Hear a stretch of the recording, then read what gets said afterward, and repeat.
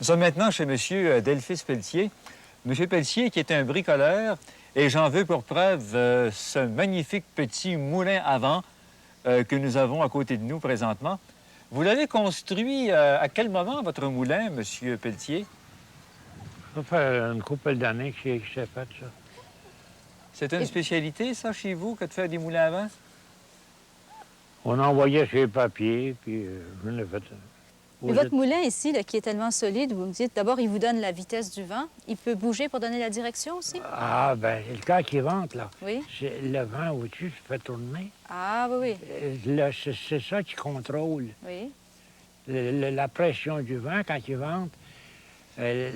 Mettons que le vent est sud, ben ça ici, ça s'en vient opposé.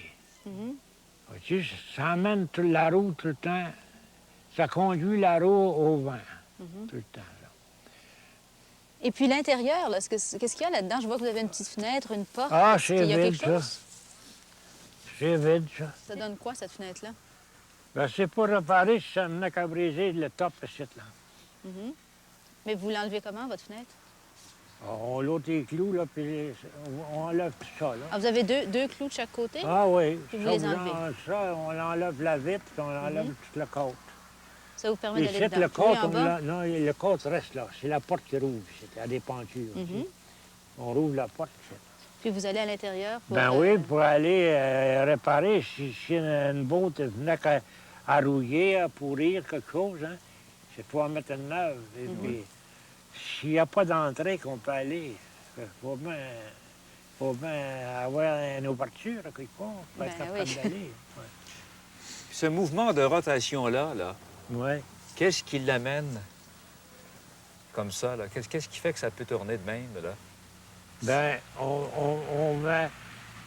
Ça marche sur des ball bearings, rapporte pour que ça soit puiser. C'est le vent qui contrôle ça. Oui. Le vent, lui, là, mettons que le vent serait sud, là.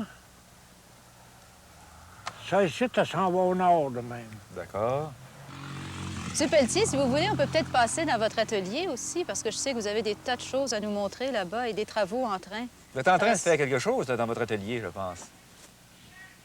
Ah, ben oui, là je suis à bâtir un petit banquier là, pour scier du bois de poêle, là. Ça serait une bonne idée qu'on se dirige vers votre atelier. On va aller voir ça. On peut, si on a besoin de... Qu'est-ce que c'est, ce que nous avons en face de nous, ici? Ça, c'est un bâti pour scier du bois de poêle, pour chauffer les foyers, pour chauffer des fournaises. Ah. Alors, autrement dit, expliquez-nous donc le fonctionnement un peu là, de cet instrument-là. Comment est-ce que vous vous y prenez pour faire ce travail-là? Ben, tu vois, le chapelet là. Oui. Et puis, la poulie d'un bout, puis la scie, t'as un bout de site. Tu vois, la scie, elle rentre dans sa fourchette. Ah, c'est ici à peu près qu'elle est, la scie. Ah oui, elle rentre dans la fourchette, là. Oui. Tu vois, quand elle est fermée, la scie vient jusqu'ici. Donc, elle coupe la bille de bois. Elle coupe la bille de bois tombe là. Le bois en longueur, il vient de par là, lui, là. Puis à mesure que tu le coupes, ben, on le pousse. Oui, oui. Ah, c'est une pièce qui est bien ingénieuse. Est-ce que vous en avez fait beaucoup de ces pièces-là? Ah oui, oui. J'en ai fait un il y a 2 semaines. J'ai vendu un encore, là, il y a 2 semaines. J'en ai fait un plus gros que ça, un peu. Très ingénieux, hein? Oui, je ne suis pas un homme, mais ça m'intéresse quand même ce qui se passe ici. Ouais. On a fait un petit arrêt en chemin, là, mais il ne faudrait pas oublier qu'on se dirigeait vers l'atelier de M. Pelletier, où il y a encore bien des choses à voir et à faire.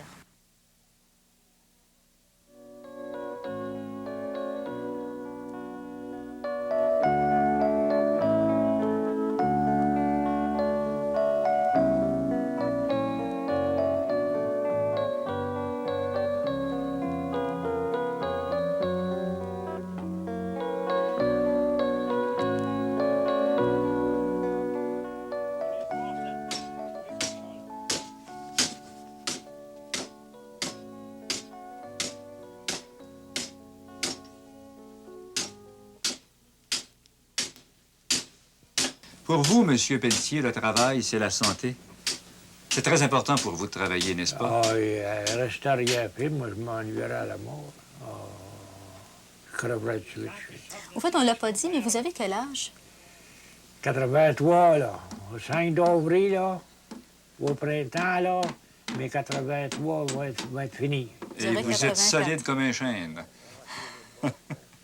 Oh oui, j'ai pas... J'ai pas resté à l'hôpital encore, hein. Mais vous nous parliez que, durant votre jeunesse, vous vous occupiez à fabriquer des moulins à scie.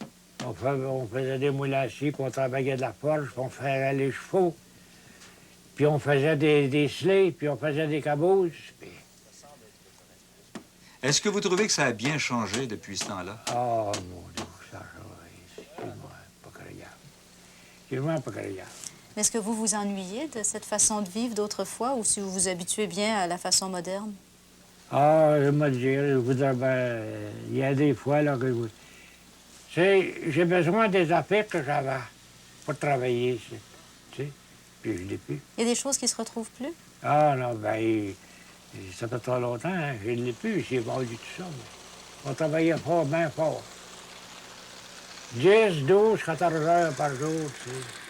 Ça devient vieux, tu sais. Tout le temps, puis tout le temps. Et aujourd'hui, là, maintenant que vous êtes à votre retraite depuis un certain Ouais, temps, vous ben- travaillez combien d'heures par jour? Je me lève à 5h30, 6h, puis là, je graine.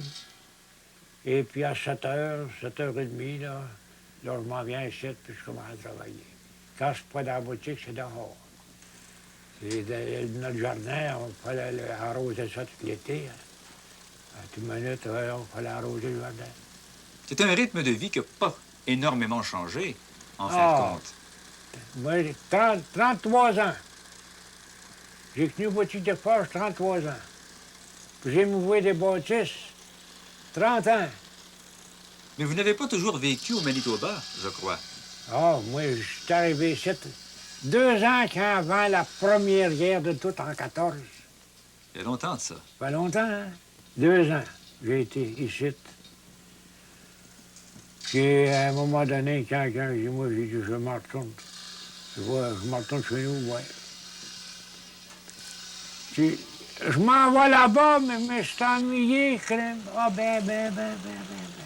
Vous aviez perdu l'habitude de vivre là-bas. Je semble, là, je m'en donnais plus de personne. Vous étiez devenu manitobain déjà. Ouais. Ah, ben, je reste pas ici. Je repars, puis je m'en reviens ici, puis j'ai tout resté. Eh bien, c'est magnifique. C'était mon chez nous. Oui.